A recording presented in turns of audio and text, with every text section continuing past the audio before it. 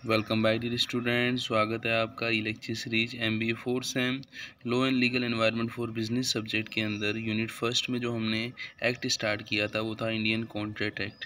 आज Indian contract act का जो हम लेक्चर ले रहे हैं, लेक्चर नंबर 8 ले रहे हैं, जिसमें हम पढ़ेंगे डिस्चार्ज ऑफ कॉन्ट्रैक्ट। सबसे पहले हम समझते हैं कि डिस्चार्ज ऑफ कॉन्ट्रैक्ट होता क्या है। जब भी हम किसी कॉन्ट्रैक्ट की बात करते हैं तो कॉन्ट्रैक्ट के अंदर जो पार्टी हैं वो अपनी जो रेस्पॉन्सिबिलिटी हैं, ओब्लिगेशंस है, उसको पूरा कर देते हैं, तो वो क्या कहलाता है, आपका डिस्चार्ज ऑफ कॉन्ट्रैक्ट कहलाता है।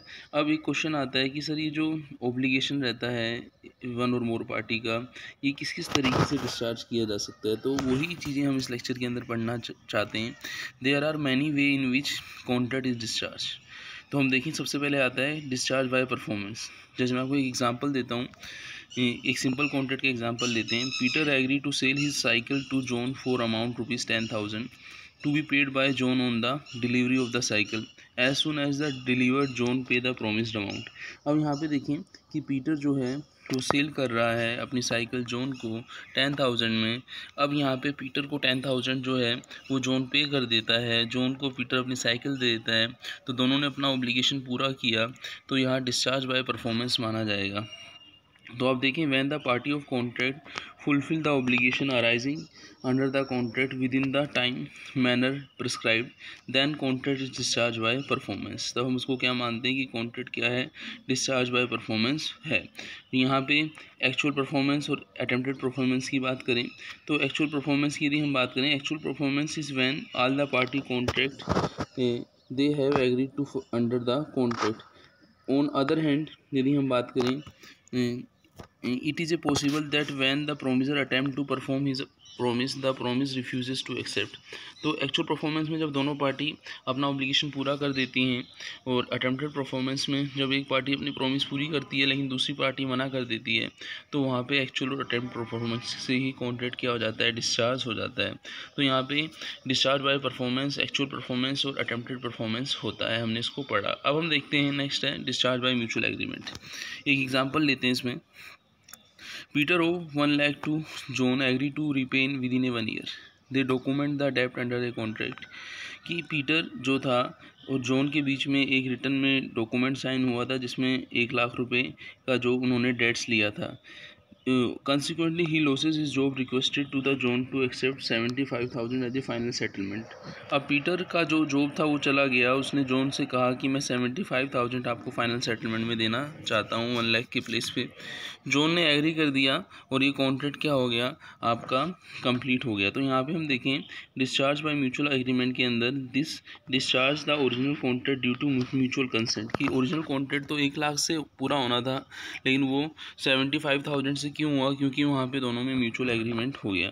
तो यहाँ पे हम देखें तो डिस्चार्ज बाय म्यूचुअल एग्रीमेंट क्या है कि if all the party to the contract mutually agree to replace the contract with a new annul emit and alter. कि जो डिस्चार्ज ऑफ ओरिजिनल कॉन्ट्रैक्ट है उसमें हम यदि चेंज कर देते हैं म्यूचुअल एग्रीमेंट से, तो वो जो चेंज है वही दोनों पार्टी को पूरा करना होता है, इसे हम डिस्चार्ज बाय म्यूचुअल एग्रीमेंट बोलते हैं।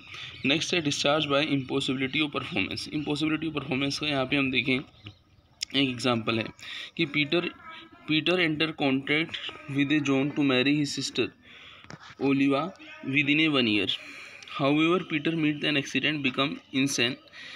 The impossibility of performance lead to discharge of a contract. जैसे पीटर है, उन्होंने जॉन से कॉन्ट्रैक्ट किया, वो उनकी सिस्टर से शादी करेंगे 1 साल के अंदर, लेकिन इसी दौरान उन पीटर का एक्सीडेंट हो गया और वो एक इंसान हो गए एक तरीके से।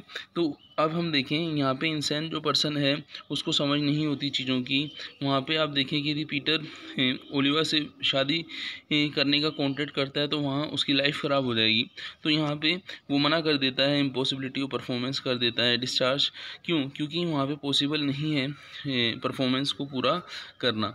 तो यहाँ पे हम देखें discharge by the impossibility of performance क्या कहलाता है, आपका बोलो कॉन्ट्रैक्ट कहलाता है। जैसे हम देखें कभी कोई ऑथर होता है, कोई पब्लिशर उसको बुक्स के लिए बोलता है कि आपको बुक्स लिखनी है, लेकिन ऑथर क्या है, ऑथर के साथ कोई प्रॉब्लम हो जाती है, ठीक है ना, तो वो हो सकता है कि वो इंजर हो जाए, इस तरीके से वो पॉसिबल नहीं हो, मेंटली वो चीज़ें लिखना पॉसिबल नहीं हो, ठीक है ना, या फिर डेथ हो जाए, तो वहाँ पे इम्पॉसिबिलिटी हो जाती है। और कभी कभी सिचुएशन भी ऐसी हो सकती है जैसे unforeseen change in a law है, डिस्ट्रक्शन ऑफ सब्जेक्ट मैटर है, नॉन ऑक्यूरेंस या नॉन एग्जिस्टेंस है जब हम बात करते हैं परफॉर्मेंस की, और डिक्लेरेशन ऑफ वार, कभी कभी दो कंट्री के बीच में कॉन्ट्रैक्ट होता है पर वॉर डिक्लेयर हो जाने के कारण वो कॉन्ट्रैक्ट जो है लॉ ऑफ लैंड उसको अलाउ नहीं करता, तो वहाँ इम्पॉसिबिलिटी ऑफ परफॉर्मेंस हो जाती है।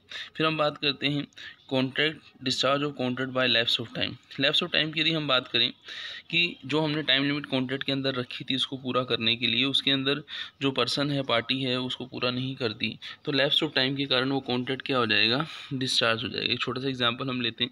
आपने देखा हो कि कहीं एडवर्टाइजमेंट रिक्रूटमेंट के निकलते हैं, वहाँ पे डेट ऑफ एप्लीकेशंस होती है।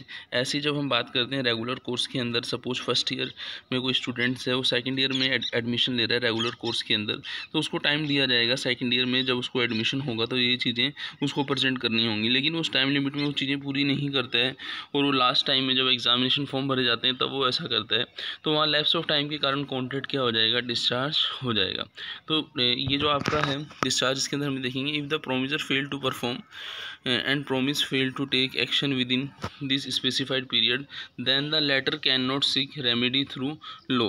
It discharge and contract due to the lapse of time. तो lapse of time वो क्या माना जाएगा, कंप्लीट माना जाएगा। फिर आता है discharge of contract by operation of law. कभी कभी जैसा कि हम देखें कि कॉन्ट्रैक्ट की कोई पार्टी है वो इंसॉल्वेंट हो जाती है, किसी पार्टी की डेथ हो जाती है, तो वहाँ पे दूसरी पार्टी जो है वो लॉ को अप्रोच करके इस कॉन्ट्रैक्ट को डिस्चार्ज करा सकती है, तो वहाँ पे लॉ के थ्रू कॉन्ट्रैक्ट क्या होता है, डिस्चार्ज आता है।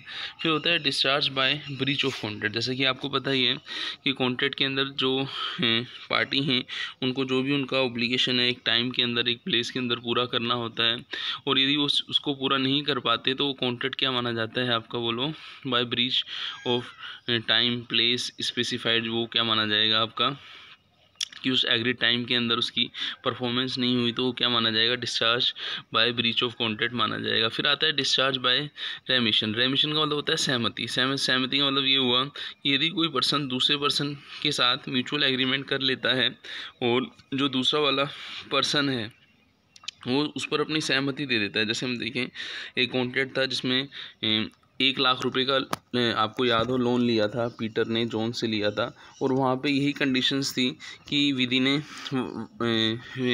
ने स्पेसिफाइड टाइम को 1,00,000 रुपीज़ रिटर्न करना था, पर वहाँ पे दूसरी पार्टी ने क्या कर दिया था, एग्री हो गए थे कितने में, 75,000 में। तो वहाँ पे उनके बीच में जो म्यूचुअल एग्रीमेंट में रिसएमिशन सहमति थी, इस कारण से कॉन्ट्रैक्ट क्या हो गया, डिस्चार्ज हो गया। तो यहाँ पर मैं लिखा हुआ है इन अबो थर्ड एग्जाम्पल, तो आप वहाँ जाके देख सकते हैं उस एग्जाम्पल को। फिर हम देखते हैं discharge by non provisioning of facilities.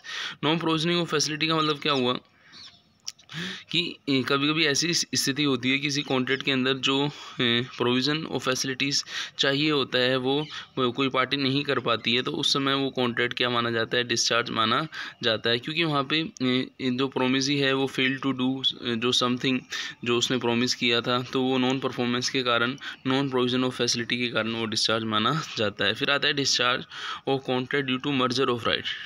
Due to merger of right का मतलब क्या हुआ, यदि एक पर्सन है वो किसी दूसरे पर्सन को कोई राइट्स दे देता है किसी वैल्यू के बदले, तो वो मर्जर ऑफ राइट कहलाती है। छोटा सा एग्जांपल मैं आपको देता हूँ यहाँ पे कि एक पर्सन है वो रेंट पे रह रहा है किसी बिल्डिंग में। अब उसने क्या किया, उस रेंट को बचाने के लिए उसने उस बिल्डिंग को परचेज़ कर लिया।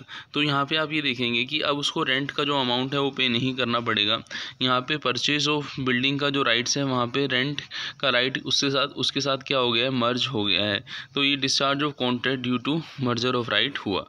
तो हमने ये कॉन्ट्रैक्ट के डिस्चार्ज के मेथड पढ़े, discharge of contract due to merger of right, discharge of contract by non provision of facility, discharge by rescission, discharge by breach of contract, discharge by contract, discharge of contract by operation of law, discharge of contract by lapse of time, discharge of contract by impossibility of performance, और discharge of contract by mutual agreement, और discharge of contract by performance हमने पढ़ा। तो अब यहाँ पे हमारा जो क्वेश्चंस था कि एक कॉन्ट्रैक्ट जो बनता है उसके अंदर जो लीगल ऑब्लिगेशन होते हैं पार्टीज़ के, वो डिस्चार्ज ऑफ कॉन्ट्रैक्ट तभी होगा जब वो लीगल ऑब्लिगेशन पूरे हो जाते हैं या फिर legal obligation come to end हो जाते हैं। और हमने इस लेक्चर के अंदर वो सारे वे पढ़े जिनसे वो जो आपके ओब्लिगेशन है वो क्या होते हैं, वे जिससे वो डिस्चार्ज होते हैं, उन सबको हमने यहाँ पे देखा। तो मिलते हैं नेक्स्ट लेक्चर में, वहाँ पे हम कॉन्ट्रैक्ट एक्ट का कोई नेक्स्ट पार्ट लेंगे। थैंक्स।